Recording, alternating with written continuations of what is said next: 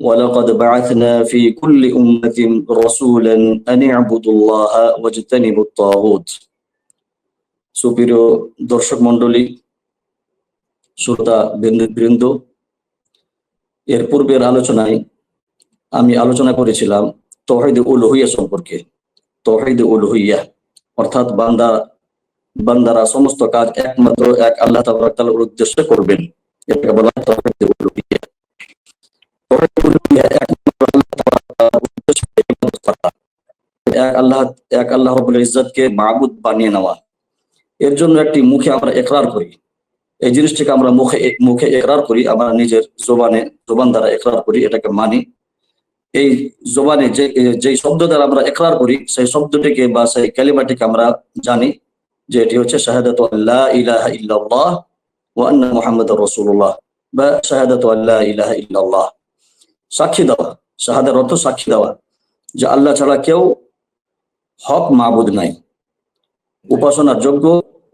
উপাসনার বা ইবাদতের যোগ্য একমাত্র আল্লাহ তাআলা, তিনি ছাড়া অন্য কেউ আর ইবাদতের যোগ্য নয়। এটা মুখে ইকরার করা। তাওহীদ উলুহিয়্যা আমলের দ্বারা করা এবং এটাকে মুখে ইকরার করা, জবানের দ্বারা ইকরার করা। এই জবানের দ্বারা যেটা ইকরার করি, এই কালিমাটার নাম হচ্ছে লা ইলাহা ইল্লাল্লাহ। এবং আল্লাহ রাসূল সাল্লাল্লাহু আলাইহি ওয়াসাল্লাম যখনই কাউকে দাওয়াতের কাজে পাঠাতেন, তখন তিনি বলতেন, যেমন তিনি হযরত মুআয রাদিয়াল্লাহু আনহুকে বলেছিলেন যে আউয়ালু মা তাদউহুম ইলাইহি শাহাদাতু আল্লা ইলাহা ইল্লাল্লাহ। সর্বপ্রথমে মানুষদেরকে যে জিনিসের দিকে ডাক দিবে সেটি হচ্ছে লা ইলাহা ইল্লাল্লাহ, এই কালিমার দিকে ডাক দাও। এই কালিমাটিকে মুখে আগে উচ্চারণ করতে হবে। যারা আগে থেকে মুসলমান নয়, ইসলাম গ্রহণ করেননি, তাদের প্রথম কাজ হচ্ছে এই কালিমাটির অর্থ আগে জানবে, জেনে তারপর এই কালিমাটিকে তারা মুখ দিয়ে উচ্চারণ করবে। আগে অর্থ বুঝবে, তারপর উচ্চারণ করবে। এই সম্পর্কে আমরা কোরআনে দলিল পাই। আল্লাহ তাআলা বলেন, ফা'লাম আন্নাহু লা ইলাহা ইল্লাল্লাহু ওয়াস্তাগফির লিযামবিক। সূরা মুহাম্মাদে আল্লাহ তাআলা বলেন, আগে জেনে নাও যে আল্লাহ ছাড়া কেউ উপাস্যর যোগ্য নয়। ফা'লাম, আগে জানো, আন্নাহু লা ইলাহা ইল্লাল্লাহু ওয়াস্তাগফির লিযামবিক, এবং তুমি তোমার গুনার ক্ষমা চাও। তো আগে আমাদেরকে লা ইলাহা ইল্লাল্লাহ এর অর্থ জানতে হবে। যতক্ষণ এর অর্থ আমরা জানবো না, শুধু যদি আমরা জবানের দ্বারা এটাকে আদায় করি, তালাফুজ করি, তাহলে এটা আমাদের জন্য যথেষ্ট নয়। আমরা কিছু বুঝলাম না, জানলাম না, শুধু জবানে বলে দিলাম, তো এটা এর কোনো মানে রাখে না। যার কারণে আমাদেরকে জানতে হবে। কোরআনে আরো আল্লাহ তাআলা বলেন, ওয়ালা ইয়ামলিকুল লাযীনা ইয়াদউনা মিন দুনিহি শাফাআতা ইল্লা মান শাহিদা বিল হাক্কি ওয়া হুম ইয়ালামুন।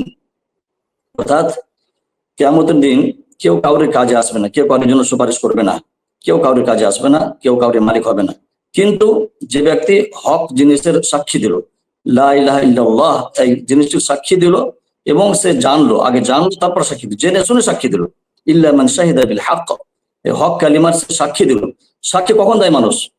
যখন সে নিজ চোখে কোনো জিনিস জানবে, দেখবে, তার জ্ঞান অর্জন হবে, তার জানার পর সে সাক্ষী দিবে। না জানাতে কেউ সাক্ষী দিতে পারে না। আমরা যে বলি কালিমা শাহাদাত লা ইলাহা ইল্লাল্লাহ, শাহাদার অর্থ কি? সাক্ষী দেওয়া। সাক্ষী কখন মানুষ কখন দিতে পারবে? যখন মানুষ তার অর্থ বুঝবে, সেই জিনিসটা জানবে, তারপরে সাক্ষী দিতে পারবে। না জেনে চোখ বন্ধ করে শুধু লা ইলাহা ইল্লাল্লাহ পড়ে নিল, তারপর সাক্ষী দিল, তো এটাকে সাক্ষী বলা হয় না। যার কারণে কালিমাটার নামই হচ্ছে শাহাদা, মানে সাক্ষী দেওয়া। সাক্ষী তখন সে দিতে পারবে যখন সে জানবে, তার অর্থ বুঝবে, তারপরে সে সাক্ষী দিতে পারবে। যার কারণে এখানে আল্লাহ তাআলা বলেন, ইল্লা মান শাহিদা বিল হাক্কি ওয়া হুম ইয়ালামুন, আগে হক কালিমা সেটা জানবে, জানার পর সে সাক্ষী দিবে। অনুরূপ আল্লাহ তাআলা বলেন সূরাত আলে ইমরানে, শাহিদাল্লাহু আন্নাহু লা ইলাহা ইল্লা হু ওয়াল মালাইকাতু ওয়া উলুল ইলমি কাইমান বিল কিসত। আল্লাহ তাআলা সাক্ষী দিচ্ছেন, এবং ফেরেশতারা এবং আহলে ইলম, যাদের অন্তরে বিদ্যা রয়েছে, তারা সাক্ষী দিচ্ছে যে আল্লাহ ছাড়া কেউ মাবুদ নাই, আল্লাহ ছাড়া কেউ ইবাদতের যোগ্য নয়। যারা আহলে ইলম, তারা সাক্ষী দেবে।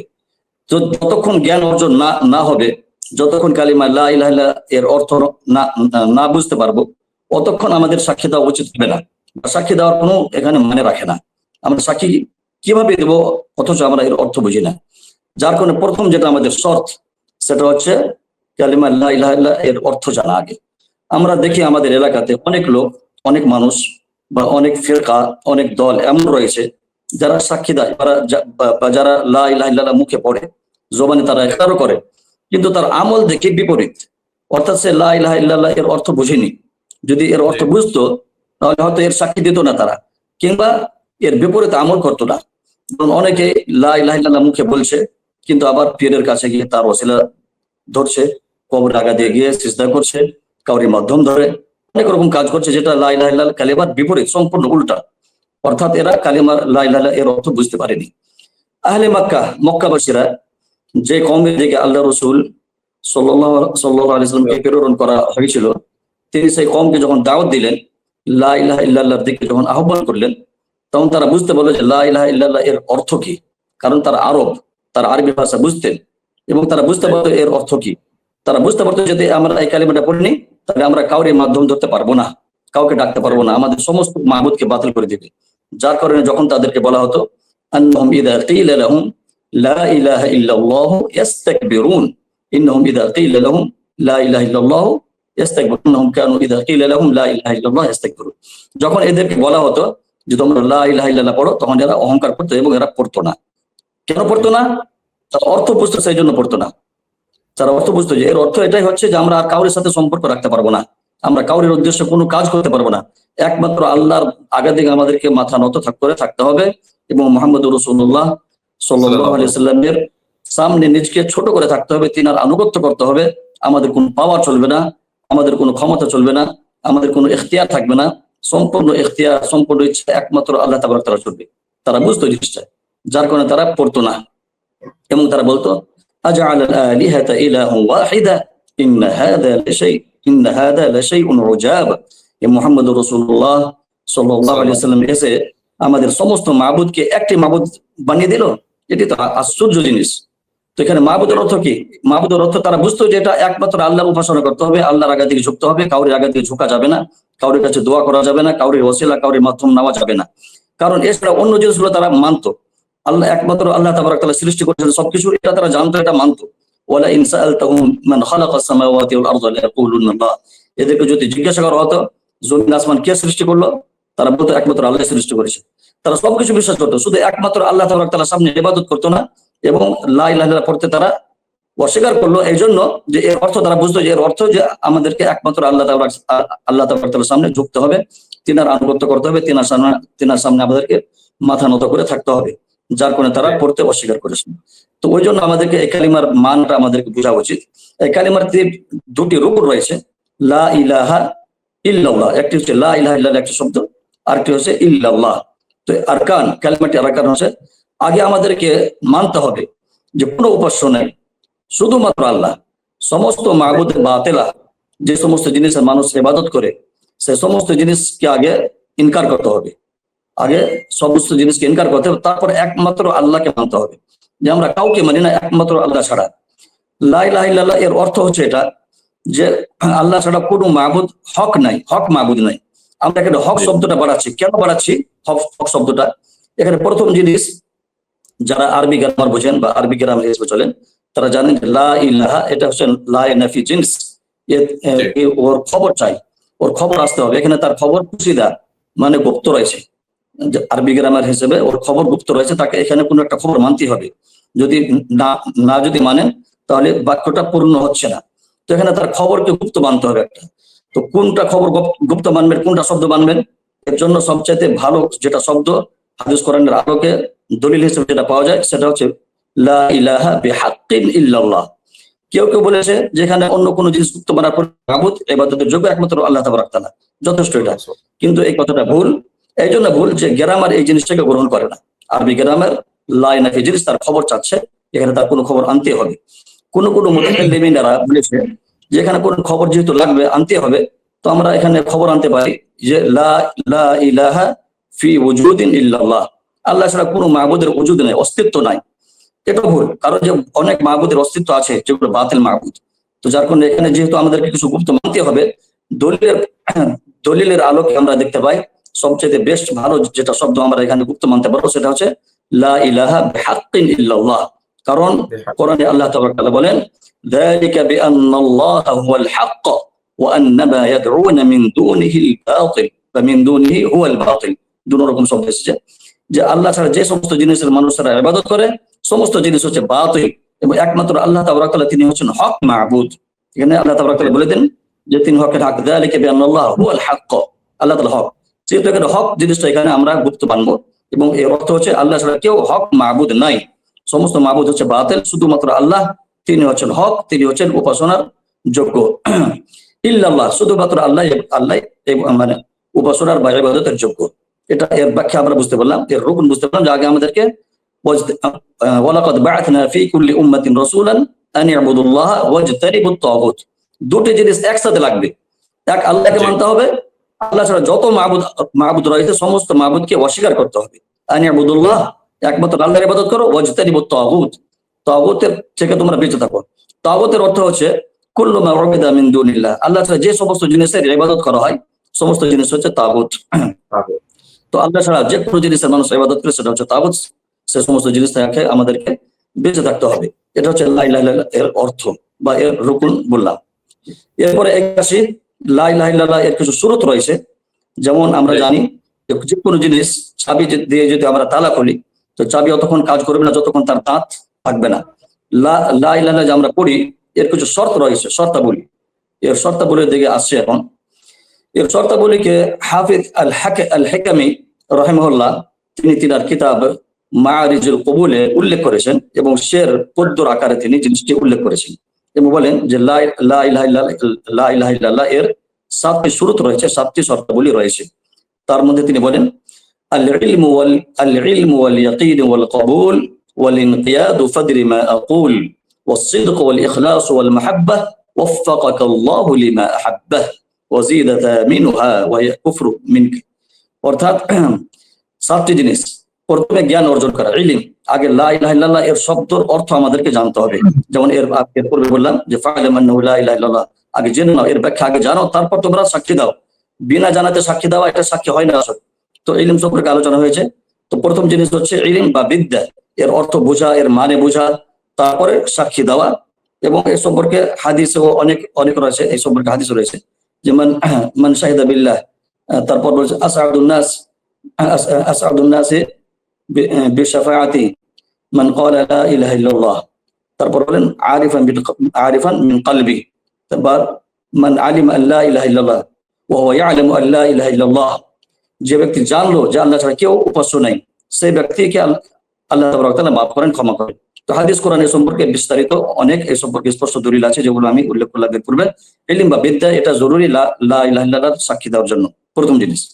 আল ইলমু ওয়াল ইয়াকিন, দ্বিতীয় জিনিস হচ্ছে ইয়াকিন, দৃঢ় বিশ্বাস থাকা, অন্তর থেকে বিশ্বাস করা যে আমি যেটা আল্লাহকে মানছি এটা অন্তর থেকে মানছি, উপরে কোন রকম শক বা সন্দেহ যেন না আসে। আমরা এই সম্পর্কে কোরআনে প্রথমে সূরা বাকারার আয়াত পাই, আল্লাযীনা ইউমিনুনা ওয়াল্লাযীনা ইউমিনুনা বিমা উনজিলা ইলাইকা ওয়া মা উনজিলা মিন ক্বাবলিকা ওয়া বিল আখিরাতি হুম ইউকিনুন, আখিরাতের উপর এবং যা কিছু আল্লাহ তাআলা অবতীর্ণ করেছে এদের উপর সমস্ত বিশ্বাস রাখে এরা। আল্লাযীনা ইউমিনুনা বিল গায়বি ওয়া ইয়াকিমুনা সালাতা ওয়া মিম্মা রাযাকনাহুম ইউনফিকুন, তো বিশ্বাস রাখে। অনুরূপ আল্লাহ তাবারক তাআলা সূরাতুল হুজরাতে বলেন ইন্নামাল মুমিনুনা আল্লাযীনা আমানু বিল্লাহি ওয়া রাসূলিহি সুম্মা লাম ইয়ারতাবু, মুমিন হচ্ছে তারা যারা আল্লাহ এবং তার রাসূলকে বিশ্বাস করলো, আমানু তাদের উপর ঈমান আনলো, সুম্মা লাম ইয়ারতাবু তারপর কোন রকম সন্দেহ করলে না, অন্তর থেকে এই দৃঢ় বিশ্বাস করলো, তার মনে কোন রকম সন্দেহ এলো না, তারা হচ্ছে আসল মুমিন। এবং মুনাফিকদের সম্পর্কে আল্লাহ তাআলা বলেন ইন্নামা ইয়াস্তা'যিনুকাল্লাযীনা লা ইউমিনুনা বিল্লাহি ওয়াল ইয়াউমিল আখির ওয়ারতাবাত কুলুবুহুম ফাহুম ফি রাইবিহিম ইয়াতারাদ্দাদুন। তোমার কাছ থেকে হে মুহাম্মদ সাল্লাল্লাহু আলাইহি সাল্লাম তোমার মজলিস থেকে ওঠার জন্য অনুমতি চাইবে তারা যারা আল্লাহ এবং তার রাসূলের উপর আসল অন্তর থেকে বিশ্বাস করেনি। ফাহুম ফি রাইবিহিম ইয়াতারাদ্দাদুন ওয়ারতাবাত কুলুবুহুম, তাদের অন্তরে সন্দেহ রয়েছে, তাদের বিশ্বাস নাই, তাদের দৃঢ় বিশ্বাস নাই। তারা যদি উপরে লা ইলাহা ইল্লাল্লাহ পড়ছে এবং তোমার উপর ঈমান আনার দাওয়া করছে, কিন্তু তার অন্তর থেকে সে বিশ্বাস করে না। ফাহুম ফি রাইবিহিম ইয়াতারাদ্দাদুন ওয়ারতাবাত কুলুবুহুম, এদের অন্তরে সন্দেহ রয়েছে এবং তারা শকে এবং শুভাতে রয়েছে, তারা সন্দেহ রয়েছে, এদের মনে বিশ্বাস নাই। তো যতক্ষণ বিশ্বাস হবে ততক্ষণ আমাদের মনে হবে মুনাফিকদের মধ্যে, আমরা পাক্কা মুমিন হতে পারবো না যতক্ষণ না দৃঢ় বিশ্বাস হবে।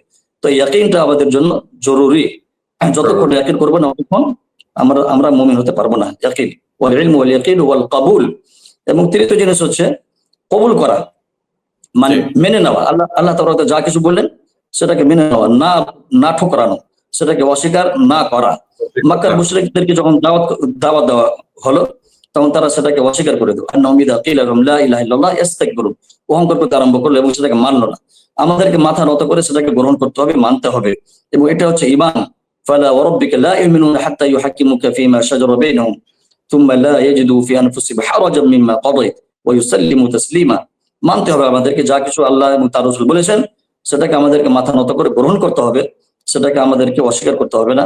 তাহলে আমরা মুমিন হতে পারবো। ওয়াল ইয়াকিন ওয়াল কবুল ওয়াসিদক ওয়াল ইনকিয়াদ। তারপরে আছে আরেকটা শব্দ বা আরেকটা শর্ত, সেটা হচ্ছে ইনকিয়াদ। ইনকিয়াদের অর্থ নিজেকে ঝুঁকিয়ে নেওয়া, আল্লাহ এবং তার রাসূলের সামনে মাথা নত করা। যখনই আমি লা ইলাহা ইল্লাল্লাহ পড়লাম, নিজেকে মুসলমান বলে দাবি করলাম, তখনই আমাকে জেনে নেওয়া উচিত এখন আমার ইখতিয়ার শেষ, আমার ইচ্ছা শেষ, আমি আর নিজের ইচ্ছা মতো চলতে পারবো না। আমি আমার লাগাম ধরিয়ে দিলাম আল্লাহ এবং তার রাসূলকে। আল্লাহ তাবারক তাআলা যেদিকে টানবে সেদিকে আমাকে যেতে হবে, তাছাড়া আমার কোনো উপায় নেই। ওয়ামান ইউসলিম ওয়াজহাহু ইলাল্লাহি ওয়া হুয়া মুহসিনুন ফাকাদ ইসতামসাকা বিল উরওয়াতিল উসকা। ওয়ামান ইউসলিম ওয়াজহাহু ইলাল্লাহ, যে ব্যক্তি নিজের মাথাকে আল্লাহ তাবারক তাআলার সামনে আত্মসমর্পণ করে দিল, সে যেন মোটা রশ্মিকে ধরে নিল, মজবুত জিনিসকে সে ধরে নিল, সে আর বহাকাবে না, সে কোনোদিন জাহান্নাম যাবে না। তো আমরা মোটা রশ্মিকে কখন ধরতে পারবো? যখন নিজকে আল্লাহর সামনে আত্মসমর্পণ করবো, মেনে নেওয়া। ইনকিয়াদের অর্থ মেনে নেওয়া, ঝুঁকিয়ে দেওয়া আল্লাহর সামনে। এটা হচ্ছে আল ইসলাম, আল ইসতিসলাম, নিজকে আল্লাহর সামনে আত্মসমর্পণ করা। এই সম্পর্কে কোরআনে হাদিসে অনেক দলিল রয়েছে। যেমন আয়াতটি বললাম, ফালা ওয়ারাব্বিকা লা ইউমিনুনা হাত্তা ইউহাক্কিমুকা ফীমা শাজারা বাইনাহুম থুম্মা লা ইয়াজিদু ফি আনফুসিহিম হারাজাম মিম্মা কাদাইতা ওয়া ইউসাল্লিমু তাসলিমা। আল্লাহ এবং তার রাসূল যা ফয়সালা করেছেন, তাতে সেই ফয়সালাতে অন্তরে যেন কোনো রকম দ্বিধাবোধ না আসে, অন্তর থেকে কোন রকম যেন অস্বীকার বা কোন রকম নারাজগি না আসে, মেনে নাই। যালিকা বিআন্নাহুম মুত্তাবা'উ মা আসখাতাল্লাহ ওয়া কারিহু রিদওয়ানাহু ফাআহবাতা আ'মালাহুম। আল্লাহ তাবারক বলেন, মুনাফিকদের সিফাত ছিল, তাদের একটা গুণ ছিল যে তারা আল্লাহ তাবারক যা বলতেন এটার উপরে তারা নারাজ হতেন, তারা সন্তুষ্ট থাকতেন না, অসন্তুষ্ট থাকতো। ও অসন্তুষ্ট থাকলে আমরা মুমিন হতে পারবো না। আল্লাহ তাবারক তাআলা জিনিসটাকে আমাদেরকে সন্তুষ্ট হয়ে মেনে নিতে হবে, মাথা নত করে মানতে হবে। ওয়ামা কানা লিমুমিন ওয়ালা মুমিনাতিন ইযা কাদাল্লাহু ওয়া রাসূলুহু আমরান আন ইয়াকুনা লাহুমুল খিয়ারাতু মিন আমরিহিম ওয়া মান ইয়াসিল্লাহ ওয়া রাসূলুহু ফাকাদ দাল্লা দালালাম মুবিনা। কোন মুমিন পুরুষ এবং কোন মুমিন নারীর জন্য এটা জায়েজ হবে না যে আল্লাহ এবং তার রাসূলের পক্ষ থেকে কোনো ফয়সালা যখন চলে আসে তার কোনো ইচ্ছা বাকি থাকবে না, সে নিজের সম্পূর্ণ আত্মসমর্পণ করে দেবেন এবং তার কোনো ইচ্ছা বাকি থাকবে না। এটা কোনো মুমিনের জন্য জায়েজ হবে না। সে যদি আসলে প্রকৃত পক্ষে যদি সে মুমিন হয়, মুমিন পুরুষ হোক বা মহিলা হোক, তার নিজের কোনো ইচ্ছা বাকি থাকতে পারে না। আল্লাহ যা বলছে আল্লাহর কথা মতো তাকে চলতে হবে, আল্লাহর সামনে আত্মসমর্পণ করে থাকতে হবে। তো এটা হচ্ছে ইনকিয়াদ। ওয়াসিদকু ওয়াল ইখলাসু ওয়াল মুহাব্বা। ওয়াসিদক, সচ্চাই, সত্যতা। আসলে অন্তর থেকে সত্যভাবে ইসলাম গ্রহণ করতে হবে, উপর মিথ্যা ভাবে নয়। যারা উপর ইসলাম গ্রহণ করে অন্তর থেকে আনে না, এরা হচ্ছে মিথ্যা।